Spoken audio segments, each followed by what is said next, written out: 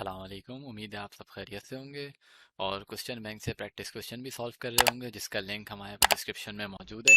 हमारे पास आज टॉपिक है जिसका नाम है सर्कुलर मोशन। ठीक है, तो आज हम लोग इस लेक्चर में समझेंगे कि बेसिकली हमारे पास सर्कुलर मोशन क्या होता है। ठीक है, और फिर हम इसमें देखेंगे कि यूनिफॉर्म सर्कुलर मोशन क्या होता है, और इनमें फिर हम देखेंगे कि डिफरेंस क्या क्या होती हैं। ठीक है, और फिर इनके हम रेलेवेंट तमाम क्वांटिटीज़ को डिस्कस कर रहे होंगे, लाइक एंगुलर डिस्प्लेसमेंट वगैरह वगैरह। सही है, तो आइए चलें हम लोग स्टार्ट करते हैं सबसे पहले अपना लेक्चर सर्कुलर मोशन से। ठीक है, तो व्हाट इज़ सर्कुलर मोशन। ठीक है, सबसे पहली बात तो ये है कि सर्कुलर मोशन क्या होती है।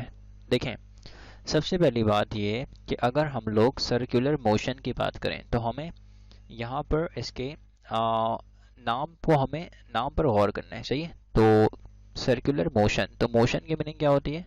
मोशन की मीनिंग होती है हरकत करना। फिजिक्स में मोशन से मुराद क्या है कि एक बॉडी अपनी पोजीशन को चेंज करे।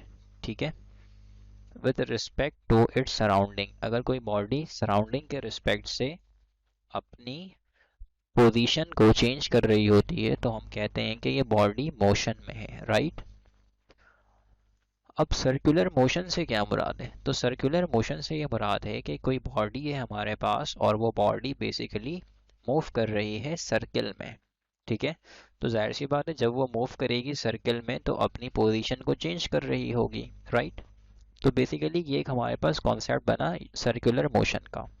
तो एक इमेज जो है हमारे माइंड में अब बन रही होगी कि सर्कुलर मोशन क्या है। तो सर्कुलर मोशन हमारे पास बेसिकली एक ऐसी मोशन है जिसमें कोई भी ऑब्जेक्ट सर्किल में घूमता है। राइट, इस तरह से। अब अगर ऑब्जेक्ट सर्किल में मूव कर रहा है तो हमें ये पता है कि सेंटर से ये फासला, अगर हम लोग सेंटर से ये फासला देखेंगे तो ये फासला बनेगा r, और इस r को पढ़ते हैं रेडियस ऑफ द सर्किल। ठीक है, जो कि कांस्टेंट है। राइट, अब अगर कोई बॉडी इस सर्किल में मूव करेगी तो हम कहेंगे बॉडी परफॉर्म कर रही है सर्कुलर मोशन। राइट, अब हम देखते हैं कि यूनिफॉर्म सर्कुलर मोशन क्या है। तो यूनिफॉर्म की मीनिंग होती है सेम, एक जैसी। ठीक है, when an object moves along a circular path. अगर हमारे पास एक ऑब्जेक्ट है जो कि मूव कर रही है सर्कुलर पाथ में। सही है, in such a way that it its speed is constant. इस तरह से मूव कर रही है कि जो उस ऑब्जेक्ट की स्पीड है वो हमारे पास कांस्टेंट है। Right, then the motion is called uniform circular motion. ठीक है, तो उसके मोशन को हम कहते हैं यूनिफॉर्म सर्कुलर मोशन। तो फॉर एग्जांपल हमारे पास एक ऑब्जेक्ट है जो कि मूव कर रही है सर्कुलर पाथ में। राइट, और हमें पता है कि ये सेंटर से फासला रेडियस ऑफ द सर्किल है। ठीक है, अगर वो ऑब्जेक्ट मूव कर रही है इस ऑब्जेक्ट में, लेट्स अस सपोज कि वो हमारे पास एक कोई बॉल है। सही है, और ये मूव कर रही है सर्किल में। इस बॉल की जो स्पीड है वो हमारे पास सपोज कर लें 20 मीटर पर सेकेंड है। ठीक है, इसकी स्पीड कितनी है? 20 मीटर पर सेकेंड।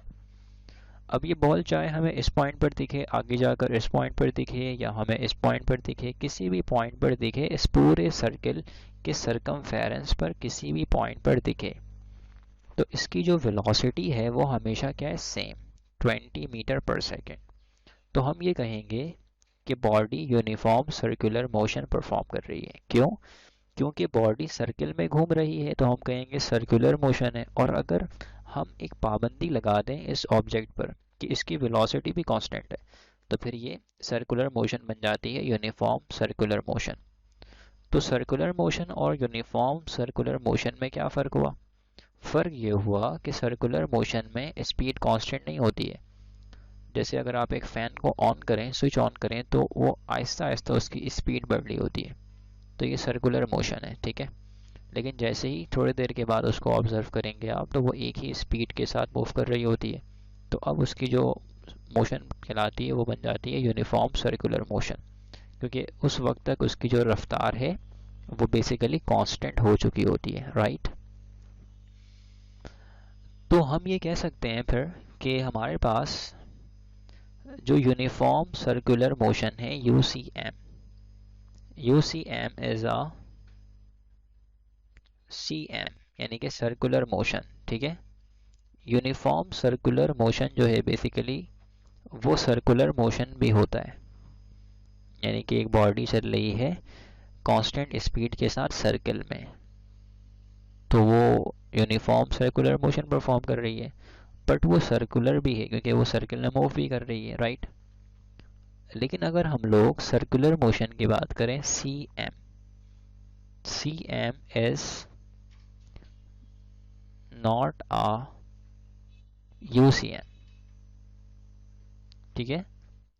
तो circular motion is not a uniform circular motion, ठीक है। तो जो हमारे पास सर्कुलर मोशन होती है वो यूनिफॉर्म सर्कुलर मोशन नहीं होती है। अगर ये बॉडी मूव कर रही है सर्कल के अंदर, सही है, तो ये परफॉर्म कर रही है सर्कुलर मोशन। तो जाहिर सी बात है इसकी स्पीड कम भी हो सकती है, ज़्यादा भी हो सकती है, क्योंकि सर्कुलर मोशन में तो पाबंदी नहीं है ना कि स्पीड हमारे पास कांस्टेंट ही होनी चाहिए। तो इसका मतलब अगर हमारे पास ये पाबंदी नहीं है तो फिर बॉडी की स्पीड कुछ भी हो सकती है। तो ये सर्कुलर मोशन तो परफॉर्म कर रही है, बट ये यूनिफॉर्म सर्कुलर मोशन परफॉर्म नहीं कर रही। क्यों? क्योंकि इसकी स्पीड बार बार चेंज हो रही है, जो कि चेंज नहीं होनी चाहिए, ठीक है ना, इन UCM यूनिफॉर्म सर्कुलर मोशन। तो हर यूनिफॉर्म सर्कुलर मोशन जो है वो सर्कुलर मोशन होता है, बट हर सर्कुलर मोशन जो है वो यूनिफॉर्म सर्कुलर मोशन नहीं होता है, राइट। तो यहाँ पर हमने बेसिकली ये डिफरेंस देखा है। अब आ जाते हैं हम लोग एंगुलर डिस्प्लेसमेंट में। हमें ये पता है कि जब कोई बॉडी स्ट्रेट पाथ में फासला कवर करती है, ठीक है, तो वो लीनियर डिस्प्लेसमेंट करती है, वन डायमेंशन, ये कहलाता है लीनियर डिस्प्लेसमेंट। इसको हम लोग पढ़ते हैं लीनियर डिस्प्लेसमेंट, ठीक है, लीनियर डिस्प्लेसमेंट। और अगर कोई बॉडी सर्कुलर पाथ में मूव कर रही है तो वो भी फासला कवर करेगी, राइट। ये हमारे पास कहलाएगा R, ये हमारे पास कहलाएगा theta. This theta is angular displacement, ये हमारे पास कहलाता है एंगुलर डिस्प्लेसमेंट, ठीक है। तो अगर बॉडी सर्किल में घूमेगी तो एंगुलर डिस्प्लेसमेंट, और अगर बॉडी स्ट्रेट पाथ में जाएगी तो सिंपल लीनियर डिस्प्लेसमेंट, राइट। तो what is angular displacement? The angle subtended by a body moving in a circular path, वो एंगल जो कि बॉडी बना रही है जब वो मूव कर रही है सर्कुलर पाथ में, इज कॉल्ड एंगुलर डिस्प्लेसमेंट। तो ये क्या कहला रही है? एंगुलर डिस्प्लेसमेंट कहला रही है, जैसे कि मैंने आपको यहाँ पर बताया है। अब थोड़ा सा इसको हम लोग मज़ीद और यहाँ पर क्लियर कर लेते हैं कि ये सारा कुछ किस तरह से होगा, राइट। सपोज कर लेते हैं कि ये हमारे पास एक बॉडी है, ठीक है ना, जो कि मूव कर रही है सर्कल में। लेट्स से ये हमारे पास एक सर्कल है, ये उसका सेंटर है, ठीक है। तो ये हमारे पास कहलाएगा रेडियस R, ठीक है। अब एक बॉडी है जो कि मूव कर रही है इस सर्कुलर पाथ में, तो वो कुछ देर के बाद हमें इस पॉइंट पर दिखी। तो हमने कह दिया भाई हमारे पास इस पॉइंट को हमने कह दिया let's say this is P2 point 2, और हमने कह दिया इसको P1 पॉइंट 1, ठीक है।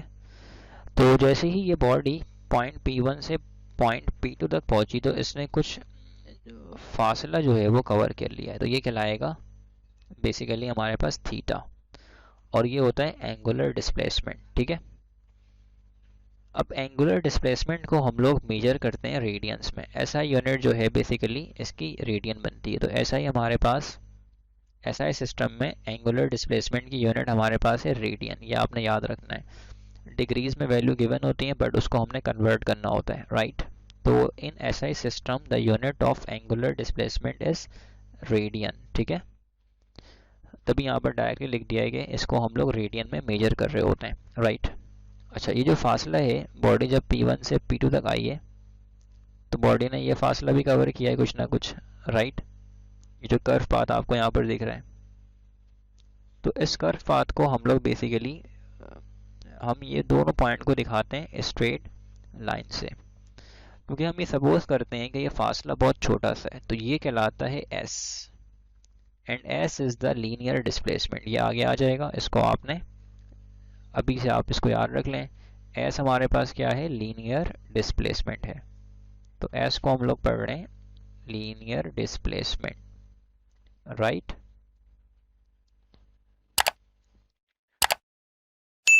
तो अगर हम यहाँ पर एक चीज़ नोट करें कि अगर हम थीटा को बढ़ाते रहेंगे तो एस की वैल्यू भी बढ़ती रहेगी, अगर हम एस को बढ़ाते रहेंगे थीटा की वैल्यू बढ़ती रहेगी, वाइस वर्सा है, ठीक है। दोनों एक दूसरे के ऊपर डिपेंड करेंगे। तो आई होप कि आप एंगुलर डिस्प्लेसमेंट की अंडरस्टैंडिंग आपको हो गई होगी। अब हम लोग थोड़ा सा आगे चलते हैं और इसके यूनिट्स को देखते हैं कि रेडियन की कन्वर्जन किस तरह से होती है और इसको हम लोग एमसीक्यूज में किस तरह से यूटिलाइज करेंगे, सही है, किस तरह से यूज़ कर रहे होंगे। सो रेडियन हमारे पास क्या है, तो बेसिकली रेडियन हमारे पास क्या है कि one radian is defined as, हम यहाँ पे वन रेडियन को डिफाइन कर रहे हैं as the angle subtended here the arc length S, ठीक है, जो मैंने बताया था आपको, जो कि बेसिकली क्या है, लीनियर डिस्प्लेसमेंट है, is exactly equal to the radius of the path, सही है। तो बेसिकली हमारे पास आर के बराबर, यानी कि वन रेडियन को हम डिफाइन करेंगे उस वक्त जब हमारे पास जो है लीनियर डिस्प्लेसमेंट बराबर किसके हो जाएगा, हमारे पास रेडियस के। तो इस कंडीशन पर हमारे पास हम कहेंगे कि हमें वन रेडियन देखने को मिलेगा, राइट, वन रेडियन, ठीक है। ये आपने याद रख लेना, ये कंडीशन है, आमतौर पर एमसीक्यूज में पूछ लिया जाता है, ठीक है। तो अब अगर हम इसमें रिलेशन देखना चाहें कि भाई अगर हम थोड़ा समझें इसको मिसाल से कि सर्किल अगर हमारे पास है, तो अगर हमने वन रेडियन देखना है तो ये पता है हमें ये आर है और एस जो है बेसिकली वो होता है हमारे पास लीनियर डिस्प्लेसमेंट, राइट। तो अगर इसको हम यहाँ से मिला दें तो ये हो जाएगा एस, तो ये एस और आर आपस में बराबर हो जाएंगे। तो इस कंडीशन में यहाँ पर हमारे पास थीटा है, ये हमारे पास वन रेडियन के बराबर हो जाएगा, ठीक है, ये आपने याद रखना है। अब देखते हैं हम लोग relation between degree and radian is, ठीक है। सबसे पहले अगर हम यहाँ पर देखें, एक चीज़ समझने की कोशिश कर लेते हैं। अगर हमारे पास ये सर्किल है, ठीक है, और कोई ऑब्जेक्ट है वो सर्किल में मूव कर रहा है, लेट्स से कि वो इस पॉइंट से स्टार्ट हुआ, तो ये हमें पता है कि 0 डिग्री है, ठीक है, ये हमारे पास है 90 डिग्री, राइट, और ये होता है हमारे पास 180 डिग्री, ठीक है। चलें इसको भी हम डिफाइन कर लेते हैं। तो ये हो जाएगा हमारे पास 90 डिग्री, ठीक है, ये हो जाएगा हमारे पास 270 डिग्री, और देन इस पॉइंट को हम पढ़ेंगे 360, ठीक है। तो अगर एक बॉडी है जो कि 0 डिग्री यानी कि इस पॉइंट से स्टार्ट हुई और चलते चलते यहाँ पर पहुँची, फिर यहाँ पर पहुँची, ठीक है, और फिर यहाँ पर पहुँची और अल्टीमेटली वो यहाँ पर इस पॉइंट पर वापस आ गई, तो हम इस बॉडी के बारे में कहते हैं कि ये बॉडी ने एक चक्कर मुकम्मल कर लिया है, सही है। तो इसको हम लोग कहते हैं वन रेवोल्यूशन, कि बॉडी ने वन रेवोल्यूशन कंप्लीट किया, जहाँ से बॉडी ने स्टार्ट लिया वहीं पर वापस बॉडी आ गई, ठीक है। जो उस बॉडी की फाइनल डेस्टिनेशन थी वो एग्जैक्टली उसी पॉइंट पर थी जहाँ से उसने स्टार्ट लिया था, ठीक है। तो हम कहते हैं बॉडी ने वन रेवोल्यूशन कर लिया। तो अब अगर हम लोग यहाँ पर एक चीज़ नोट करें कि अगर बॉडी वन रेवोल्यूशन कंप्लीट करती है, लेट्स से कि बॉडी वन रेवोल्यूशन कंप्लीट कर रही है, तो बॉडी डिग्री में कितना फासला कवर करेगी, जवाब है 360। तो डिग्रीज में 360, तो 360 डिग्री का मतलब होता है कि बॉडी ने एक चक्कर मुकम्मल कर लिया। और अगर इसी पिक्चर को हम लोग समझें रेडियन में, अब क्योंकि पता है आपको कि रेडियन में क्या होता है हमारे पास, रेडियन में हमारे पास बेसिकली अगर एक बॉडी सर्किल में मूव कर रही है, ठीक है, तो हमें पता है कि ये 0, अच्छा रेडियन में ये बन जाता है π/2, यानी कि 90 है, पाई की वैल्यू होती है 180, पाई की वैल्यू होती है 180, क्या मैं आगे आपको दिखाऊंगा अभी, सही है। तो अगर यहाँ पे 180 पुट करेंगे आप तो 180 का हाफ एग्जैक्टली 90 होता है, तो ये वही चीज़ बन जाएगी। 180 का मतलब क्या होता है, पाई बताया था अभी, तो देखें 180 की जगह पर पाई लिख दिया हमने, और 270 का मतलब होता है 3 पाई, ठीक है, 3π/2, तो ये बेसिकली 270 है, और एग्जैक्टली जब वापस आएंगे तो ये हो जाएगा 2 पाई, तो अगर बॉडी एक चक्कर मुकम्मल कर रही है, 1 रेवोल्यूशन कंप्लीट कर रही है, तो बॉडी ने कितना फासला कवर किया इन रेडियन, जवाब है 2 पाई। ठीक है, तो अगर हम कंपेयर कर लें तो बेसिकली यहाँ पर हमारे पास 360 डिग्री बराबर आ जाएगा 2 पाई के। ठीक है, कैंसिल करें तो ये हो जाएगा हमारे पास, तो यहाँ पर हमारे पास ये हो जाएगा 1। ठीक है, 180 डिग्री इज इक्वल्स पाई। सही, ये हमारे पास यूजफुल रिलेशन है। अब वो कैसे, मैं आपको समझाता हूँ अभी। अच्छा, ये अभी मैंने कहा था ना कि पाई बराबर है 180 के, देखें हमने क्या लिखा हुआ था, 180 यहाँ पर एग्जैक्टली पाई लिखा हुआ है, तो अल्टीमेटली दोनों बराबर ही हैं। अब चेक करते हैं कि 1 रेडियन कितने डिग्री के बराबर है। यहाँ पे लिखा हुआ है, वैसे डायरेक्ट लिखा हुआ है कि 1 रेडियन बराबर है 57.3 डिग्री के। तो इसको चेक कर लेते हैं। तो फाइंड आउट करना है फॉर 1 रेडियन, 1 रेडियन की वैल्यू मालूम करना चाह रहे हैं। अब यहाँ पे याद रखें, जहाँ पर पाई है इसका मतलब है कि वो शो कर रहा है रेडियन, और जहाँ पे डिग्री है तो वो शो कर रहा है डिग्री को। तो अभी देखा हमने कि पाई बराबर है हमारे पास 180 डिग्री के। सही है, अब 1 रेडियन चाहिए, तो इसका मतलब यहाँ पर 1 है, तो आप 1 शो कर लें, कुछ नहीं है इसका मतलब 1 ही है ना। तो इसको अगर हम लोग यहाँ पे पाई को डिवाइड में भेज दें तो ये हो जाएगा 1 रेडियन। ठीक है, 1 रेडियन इज इक्वल्स 180 डिग्री। ठीक है, डिवाइड बाई पाई। अगर इसको आप डिवाइड करते हैं तो आपके पास यहाँ से 1 रेडियन की वैल्यू आती है, ठीक है, 57.3 डिग्री। ठीक है, डायरेक्टली आपने याद रखना है, लेकिन ये वैल्यू आई कैसे, ये मैंने आपको समझा दिया है। सही है, this is the value of 1 radian. ठीक है, उसके बाद है 1 डिग्री। अब 1 डिग्री के लिए हम क्या करेंगे, सिंपल सी बात है, यहाँ पे आप लिखें फॉर 1 डिग्री। सही है, तो 1 डिग्री हमारे पास बेसिकली यहाँ पर किसके बराबर आएगा। अब फिर से वही रिलेशन इस्तेमाल करेंगे हम कि पाई बराबर है 180 डिग्री के। ठीक है, सो 1 डिग्री यहाँ पर कुछ भी नहीं है, इसका मतलब यहाँ 1 है ना, तो लेट से हमने यहाँ पे 1 लिख दिया, तो ये हो जाएगा पाई डिवाइड बाई 180। ठीक है, तो दिस विल बिकम 1 डिग्री। सो इसको डिवाइड करेंगे तो आपको यहाँ से 1 डिग्री की वैल्यू मिलेगी 0.01745 रेडियन। ठीक है, तो this is the value of 1 degree, ये हमारे पास 1 डिग्री की वैल्यू है। सो बेसिकली ये एक तरह से हमारे पास कन्वर्जन है। ठीक है, तो 57.2 मिलता है, तो समथिंग हम यहाँ पे राउंड ऑफ कर लेते हैं 57.3 कि 1 रेडियन बराबर है 57.3 डिग्री के। तो ये एमसीक्यूज में पूछ लेते हैं, तभी मैंने आपको ये समझा भी दिया और यहाँ पे मैंने बता भी दिया किस तरह से ये वैल्यू हम लोग मालूम कर सकते हैं। राइट, अब हम लोग यहाँ पर देखते हैं बेसिकली एंगुलर वेलोसिटी क्या होता है। सही है, तो the rate of change of angular displacement. ठीक है, जब बॉडी सर्कल में घूम रही है, सही है, तो वो एंगुलर डिस्प्लेसमेंट कर रही है। तो अब एंगुलर डिस्प्लेसमेंट, अगर बॉडी की एंगुलर डिस्प्लेसमेंट में तब्दीली वाक़ई होगी तो इससे बनेगा एंगुलर वेलोसिटी। ये बिल्कुल वही बात है कि हम कहते हैं लीनियर मोशन में कि rate of change of displacement. ठीक है, तो यहाँ पर हम लिखते हैं एंगुलर, क्योंकि यहाँ पर हम बात कर रहे हैं एंगुलर वेलोसिटी की, और वहाँ पर हम बात करते हैं, ठीक है, लीनियर वेलोसिटी की। सही है, तो ये हो जाएगा omega delta theta upon delta T. Right, rate of change in angular displacement. Right, तो क्या बनेगा omega angular velocity. The direction of angular velocity vector omega lies on axis of rotation. Right, unit of omega is radian पर second. बताया आपको, radian हमारे पास theta की unit बनती है और नीचे टाइम में सेकंड आ जाएगा। सही, इसको इन्वर्स में लिख लिया हमने। फिर कहते हैं कि other unit is revolution per minute, और 1 रेवोल्यूशन पर मिनट हमारे पास आरपीएम जो है बेसिकली ये बराबर होता है 1 रेवोल्यूशन, एक रेवोल्यूशन में 2 पाई होता है, और पर मिनट यानी कि 60 सेकंड आ गया, तो ये बन गया 2 पाई अपॉन 60 रेडियन पर सेकंड। ठीक है, ये कन्वर्जन है।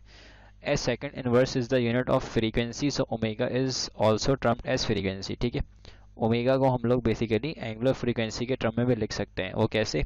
ओमेगा बराबर है 2/f के, राइट। अभी कैसे आया, हमें पता है कि v बराबर होता है s अपॉन टी के, राइट। तो अब v हमारे पास क्या है, यहाँ पर ओमेगा है, और s हमारे पास है यहाँ पे फासला जो कि 2 है, और नीचे आ जाएगा t। तो ये 1/t है जो कि f के बराबर है। तो यहाँ पे हमारे पास ओमेगा बराबर है 2/f के, राइट। तो इस तरीके से ये फॉर्मूला यहाँ पर हमने लिखा है, और इसको हमने फिर टी में ओपन किया हुआ है। तो ये हमारे पास है capital T, where f is equal 1/t। तो f हमारे पास क्या है, लीनियर फ्रीक्वेंसी है, and t is the time period, और ओमेगा यहाँ पे एंगुलर फ्रीक्वेंसी है, या फिर आप कह लें एंगुलर वेलोसिटी है, राइट। अब यहाँ पे हमारे पास है एंगुलर एक्सेलरेशन। ठीक है, तो हम लोग यहाँ पर देखते हैं कि एंगुलर एक्सेलरेशन क्या है। Rate of change of angular velocity is called angular acceleration. ठीक है, हमें ये बताइए कि जब वेलोसिटी में तब्दीली आती है तो एक्सेलरेशन प्रोड्यूस होती है। आमतौर पे हमें लीनियर वेलोसिटी में ऐसा देखने को मिलता है, राइट। और जब ऐसा एंगुलर वेलोसिटी में होगा तो जाहिर सी बात है हमें एंगुलर एक्सेलरेशन देखने को मिलेगी। ठीक है, it is measured in radian पर सेकेंड स्क्वायर। सही है, तो इसको हम मेजर करते हैं रेडियन पर सेकेंड स्क्वायर में। Relation between linear and angular quantities, relation क्या होता है इनका, तो हमें पता है कि s बराबर है r थीटा। तो इसका रिलेशन है कि s is directly proportional to theta, और r यहाँ पर है रेडियस ऑफ सर्कल जो कि कांस्टेंट है। ये बहुत शुरू में हमने बात की थी कि जिस तरह से हम s को इंक्रीज करते जाएंगे थीटा बढ़ते जाएगा, और वाइस वर्सा, थीटा इंक्रीज करेंगे s बढ़ जाएगा, राइट। ये रिलेशन हमारे पास s is equal R theta है। ये रिलेशन हमारे पास है लीनियर एंड एंगुलर वेलोसिटी का जो कि बराबर है v is equal to R omega. And relation between linear and angular acceleration, ये हमारे पास है a is equal R alpha. ठीक है, सो ये सारे इक्वेशन आपको याद होनी चाहिए। ये बड़ी यूजफुल इक्वेशन है, इसको हम लोग इस्तेमाल करते हैं अपने न्यूमेरिकल्स में या एमसीक्यूज में आप कह सकते हैं, right. Now we have centripetal acceleration. सही है, तो सेंट्रीपिटल एक्सेलरेशन क्या होता है, the acceleration produce due to the continuous change in direction, ठीक है, of velocity is called centripetal acceleration. Basically velocity में डायरेक्शन, ठीक है ना, वेलोसिटी की डायरेक्शन चेंज होने की वजह से जो सेंट्रीपिटल एक्सेलरेशन बेसिकली होती है प्रोड्यूस, यानी कि जो बॉडी मूव कर रही है सर्कल में, अब उसकी जो वेलोसिटी है उसकी जो मैग्नीट्यूड चेंज नहीं होगी, राइट, लेकिन उसकी डायरेक्शन हर पॉइंट पे टेंजेंट होती है, हर पॉइंट पर उसकी डायरेक्शन चेंज हो रही होती है। ठीक है, सो बेसिकली अगर हर पॉइंट पर उसकी वेलोसिटी की डायरेक्शन चेंज हो रही है तो इस वेलोसिटी की डायरेक्शन चेंज होने की वजह से हमें एक्सेलरेशन देखने को मिलेगी, और ये जो एक्सेलरेशन है बेसिकली ये कहलाएगा सेंट्रीपिटल एक्सेलरेशन, जो कि सेंटर टुवर्ड्स द सेंटर होता है। तो फॉर एग्जांपल ये हमारे पास है सर्कल, ठीक है, बॉडी मूव कर रही है, तो ए see basically towards the centre होता है इस जानिब, और ए टी हमारे पास होता है इस डायरेक्शन में। इसको पढ़ते हैं टेंजेंशियल एक्सेलरेशन, राइट। और ऐसे ही वेलोसिटी भी हम देखते हैं।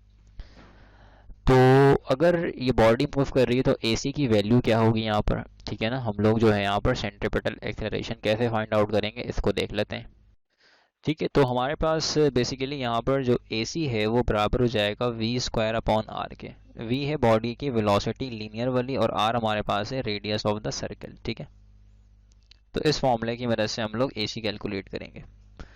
Relation between centripetal acceleration and angular velocity, सही है। तो हमने यहाँ पर देखना है कि सेंट्रीपिटल एक्सेलरेशन यानी कि A C and angular velocity में क्या रिलेशन होता है, सही है। सो बेसिकली हमें पता है कि देखें ए सी बराबर है हमारे पास वी स्क्वायर अपॉन आर के। अभी देखा हमने, अब वी क्या होता है, आर ओमेगा के बराबर। ये रिलेशन आपको पता है, वी किसके बराबर है, आर ओमेगा के। तो पुट कर दिया यहाँ पे आर ओमेगा, ये आपने कर लिया इसका स्क्वायर, और नीचे आ जाएगा आर। ठीक है, और ये हमारे पास बेसिकली आर जो है ये सर्किल का रेडियस।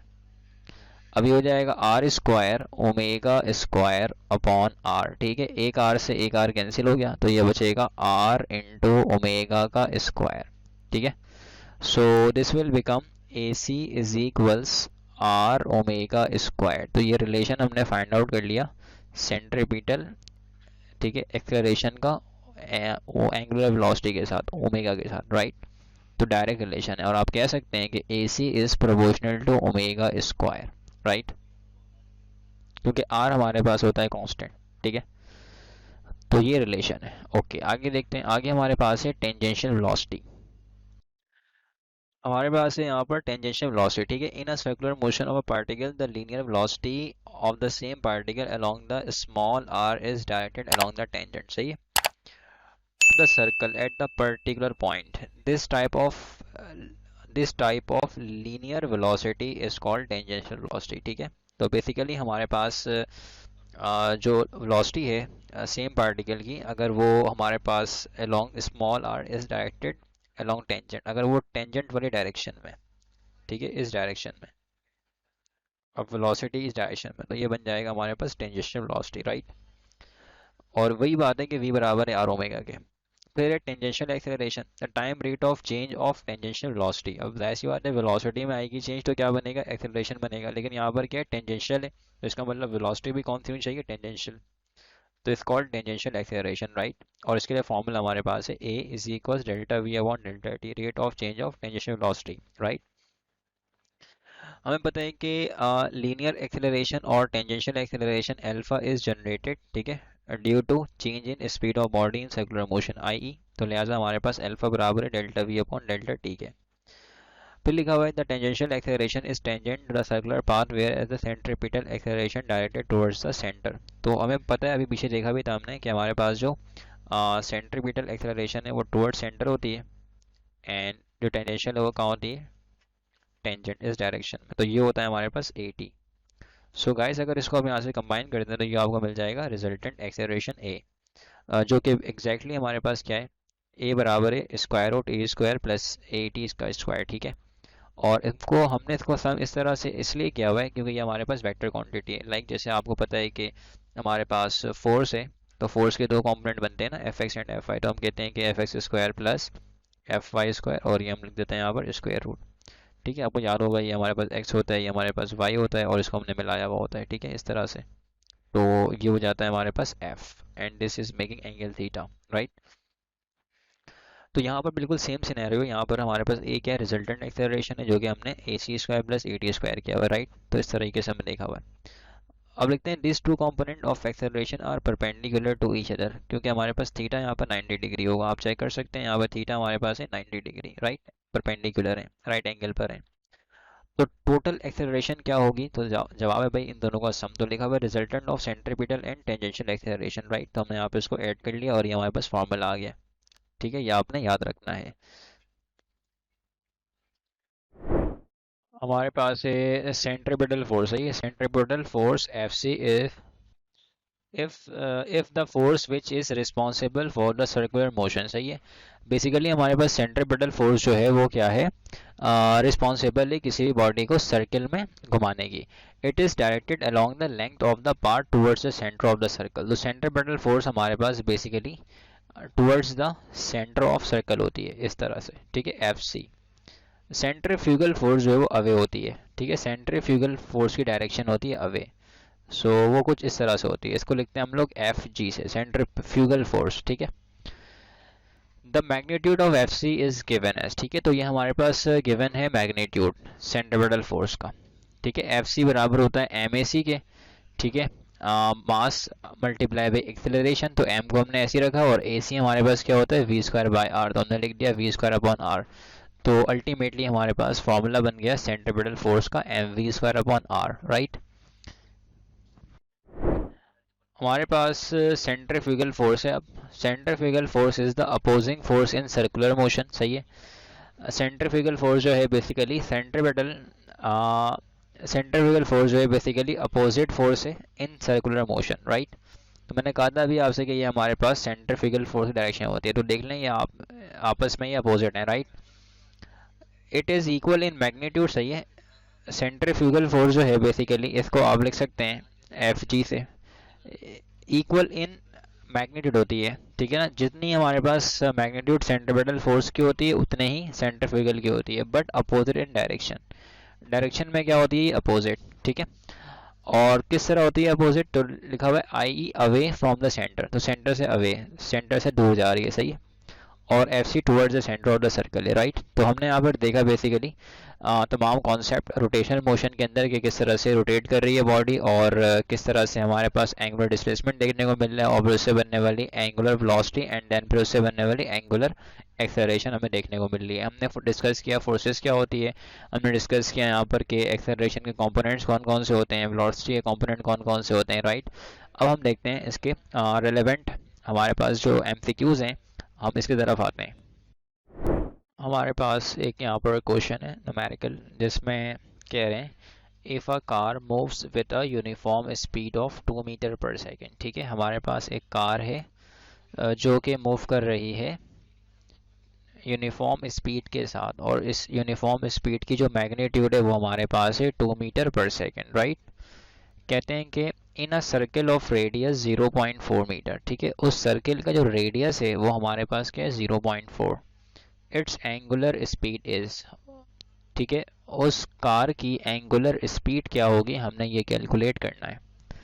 तो सबसे पहले यहाँ पे हमें पता है कि यूनिफॉर्म स्पीड गिवन है तो इसको हम लिख लेते हैं 2 मीटर पर सेकेंड, राइट।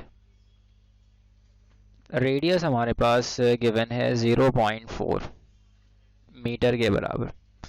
हमें मालूम करना है एंगुलर स्पीड, तो एंगुलर स्पीड को बेसिकली हम लिखते हैं, ठीक है, ओमेगा से।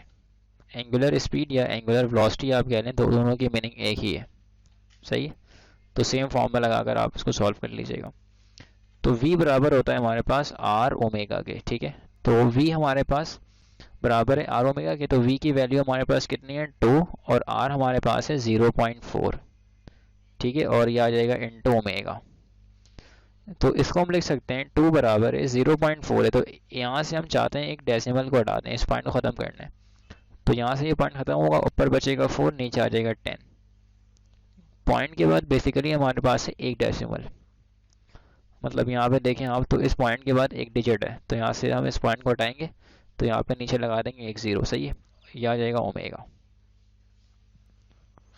अब सिंपल है, आप सेपरेट कर लें ओमेगा यहाँ से, तो जैसे ओमेगा सेपरेट होगा तो ये हो जाएगा ओमेगा इज इक्वल्स 2 इंटू 10, सही है, 2 into 10 divide by 4। So this is 2 1 ज़ा 2, 2 2 ज़ा 4 और 5 1 ज़ा 5, 5 2 ज़ा 10।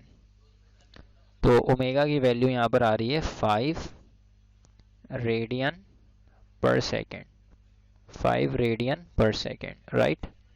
This is the value of omega, 5 radian पर सेकेंड। तो बी हमारे पास राइट आंसर है, 5 रेडियन पर second.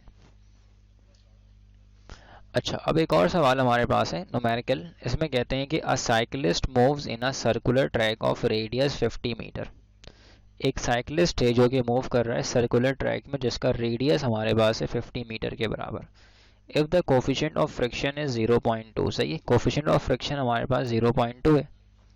Then the maximum velocity with which the cyclist can take the turn without slipping, ठीक है ना। हमने यहाँ पर कैलकुलेट करना है कि वो मैक्सिमम वेलोसिटी क्या होनी चाहिए जिस पर वो साइकिलिस्ट टर्न ले और वो साइकिल जो है वो स्लिप ना हो, सही है, ये हमें बतानी है। तो सबसे पहले हम यहाँ पर डाटा अरेंज करते हैं। सबसे पहले हमारे पास यहाँ पर गिवन है r, सही है, r हमारे पास बराबर है 50 मीटर के। कोफिशिएंट ऑफ फ्रिक्शन हमारे पास गिवन है यहाँ पर 0.2। हमने यहाँ फाइंड आउट करने हैं v मैक्सिमम, ठीक है, v मैक्स हमें चाहिए। सबसे पहली बात तो ये है कि हमारे पास यहाँ पर कंडीशन क्या होगी कि सेंट्रीपिटल फोर्स बेसिकली हमारे पास Fc है जो कि बराबर होगा फ्रिक्शन फोर्स के, राइट। जब ये दोनों फोर्सेस बैलेंस होंगे तो बॉडी स्लिप नहीं करेगी, ठीक है, ये कंडीशन हम मान के चलते हैं। तो यहाँ पे लिख सकते हैं हम mv² अपॉन r, ये आ गया फॉर्मूला सेंट्रीपिटल फोर्स का। और फ्रिक्शन फोर्स हमारे पास क्या होता है म्यू r, सही है। तो हमें पता है कि म्यू r हमारे पास f के बराबर है, तो ये लिख सकते हैं हम लोग v² m मैक्सिमम, ठीक है, upon r is equals mu, ठीक है, म्यू इंटू आर। आर जो है हमारे पास W के बराबर होता है, सही है। और W को हम यहाँ पे चलें डायरेक्ट कर लेते हैं, R बराबर है W के और W बराबर है mg के, राइट।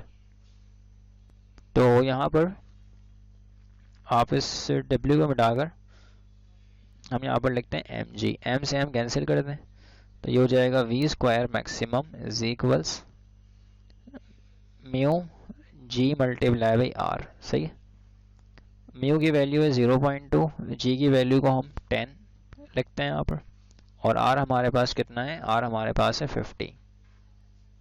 ठीक है, तो ये हो जाएगा ये हम यहाँ से चाहते हैं कि ये डेसिमल को हटा दें, पॉइंट हटा दें, तो ये हो जाएगा 2/10 मल्टीप्लाई बाई 10 इंटू 50। सही है, 10 से 10 कैंसिल कर दें आप, ये हो जाएगा 100, यानी कि वी स्क्वायर मैक्सिमम हमारे पास 100 के बराबर आ रहा है। और जब इसका आप रूट लेंगे तो अल्टीमेटली क्या होगा, ये से कैंसिल, तो ये हो जाएगा v maximum is equals 10 metre per second. तो ये वेलोसिटी होनी चाहिए मैक्सिमम, तब जाकर वो बॉडी स्लिप नहीं होगी। तो ए हमारे पास है right answer, 10 metre per second. हमारे पास यहाँ पर एक सवाल है, इसमें लिखते हैं कि अ cyclist run around a curve at 20 kilometre per hour. सही है, एक हमारे पास बेसिकली यहाँ पर साइक्लिस्ट है, यानी कि साइकिल चलाने वाला है, वो कर्व पाथ पर जो है वो बेसिकली मूव कर रहा है 20 किलोमीटर पर आवर से। लिखा हुआ है कि if he runs his double the speed. सही है, अगर वो अपनी डबल स्पीड के साथ अगर वो टर्न करता है ना, if he turns his double the speed, अगर स्पीड को डबल करता है, then tendency to over turn will be. सही है, तो टेंडेंसी ऑफ ओवर टर्न हमारे पास क्या होगी। अब यहाँ पर सिंपल हमारे पास है ए सी, हमारे पास बेसिकली क्या है, वी स्क्वायर ओवर आर है, राइट। तो आप देख सकते हैं कि ए सी हमारे पास यहाँ पर बेसिकली प्रोपोर्शनल है वी स्क्वायर के। अगर वो स्पीड को डबल करेगा, यानी कि वी डबल करेगा, तो अल्टीमेटली ये उसका दुगना हो जाएगा, यानी कि डबल का दुगना क्या होता है, 4 टाइम्स, राइट। तो इसका मतलब ए सी हमारे पास कितना हो जाएगा, 4 टाइम्स हो जाएगा, और इसको हम कहते हैं क्वाड्रुपल्ड। ठीक है, क्वाड्रुपल्ड 4 टाइम्स, तो ये डबल करेंगे तो ये कितना हो जाएगा, ए सी 4 टाइम्स। कहते हैं a point on the rim of a wheel moves 0.2 metre when the wheel turns through an angle of 0.1 radian, what is the radius of the wheel. Wheel का हमने रेडियस कैलकुलेट करना है, तो हमारे पास यहाँ पर एस गिवन है 0.2 metre के बराबर। ठीक है, हमारे पास एंगुलर डिस्प्लेसमेंट गिवन है जो कि बराबर है 0.1 रेडियन के। ठीक है, एंड हमारे पास यहाँ पर जो है बेसिकली ये आ गया 0.1 रेडियन। अच्छा, अब हमारे पास यहाँ पर बेसिकली रेडियस कैलकुलेट करना है, तो ये हो जाएगा R is equals question mark. So हमें पता है रिलेशन क्या था, रिलेशन था कि एस बराबर है आर थीटा के, राइट। एस की वैल्यू है 0.2, आर हमने कैलकुलेट करना है, और थीटा की वैल्यू है 0.1। जस्ट आपने पॉइंट आना है, तो ये हो जाएगा 2/10 इज इक्वल्स आर 1/10। ठीक है, ये हमने हटा दिया पॉइंट, तो नीचे लगा दिया एक 0, 10 से 10 कैंसिल, तो आर क्या आ रहा है 2, तो यहाँ से आर हमारे पास 2 मीटर के बराबर है। ठीक है, ये रेडियस ऑफ द व्हील है, तो बी हमारे पास राइट आंसर है 2 मीटर। हमारे पास एक क्वेश्चन है, इसमें कहते हैं कि a wheel is 1 metre in diameter. हमारे पास बेसिकली जो है एक व्हील है जिसकी डायमीटर है 1 मीटर। ठीक है, when it make 30 revolution per minute, तो ये हमारे पास गिवन है basically omega, the linear speed of a point in metre per second on its circumference. तो हमने मीटर पर सेकेंड में बेसिकली लीनियर स्पीड बतानी है। तो सबसे पहले यहाँ पर हमारे पास गिवन है डायमीटर, डायमीटर हमारे पास गिवन है 1 मीटर, तो आप इसका हाफ करेंगे। अगर हमें रेडियस कैलकुलेट करना है तो रेडियस क्या होता है, रेडियस हमारे पास होता है डायमीटर का हाफ। सही है, d/2, डी हमारे पास है 1 और ये आ जाएगा 2, तो सिंपली हमारे पास आर आ रहा है हाफ। ठीक है ना, मीटर, तो ये हमारे पास आ गई आर की वैल्यू 1/2 मीटर। ठीक है, ओमेगा हमारे पास यहाँ पर क्या है, ओमेगा हमारे पास है 30 रेवोल्यूशन पर मिनट। इसको हमने कन्वर्ट करना पड़ेगा मीटर पर सेकेंड में। तो 30 रेवोल्यूशन, 30 मल्टीप्लाई, तो 1 रेवोल्यूशन में बॉडी फासला कितना कवर करती है, 2 पाई। ठीक है, और हमारे पास यहाँ पर मिनट है, तो 1 मिनट में कितने सेकंड, 60, तो यहाँ पे आ जाएगा 60। ठीक है, तो अब इसको हम लोग कैंसिल कर सकते हैं, तो ये हो जाएगा 2 टाइम्स में 60, और ये 2 से 2 कैंसिल हो जाएगा, तो क्या बचेगा, पाई। तो ये आ रहा है हमारे पास पाई मीटर पर सेकेंड। तो हमने कन्वर्ट कर लिया ओमेगा को। अब हमें फाइंड आउट यहाँ पर करनी है बेसिकली वी। ठीक है, लीनियर स्पीड। तो हमें पता है कि भाई वी किसके बराबर है, वी हमारे पास बराबर है आर ओमेगा के, राइट। तो वी हमारे पास बराबर है आर ओमेगा के। सो आर हमारे पास यहाँ पर कितना है, half. What is omega, omega हमारे पास है पाई के बराबर। तो ये सिंपल क्या हो जाएगा, pi by 2 metre per second. ठीक है, तो ये हमारे पास आ गई बॉडी की linear speed. This is the linear speed of the body. ठीक है, तो आंसर मैच कर लेते हैं। तो पाई बाय 2 विच इज सी, तो सी इज द राइट आंसर, सी हमारे पास राइट आंसर है। अगर आपको मजीद प्रैक्टिस करने हो, क्वेश्चन बैंक चाहिए हो, तो लिंक डिस्क्रिप्शन में मौजूद है। होप सो आपके सब समझ में आया होगा। मिलते हैं नेक्स्ट वीडियो में। अल्लाह हाफिज़।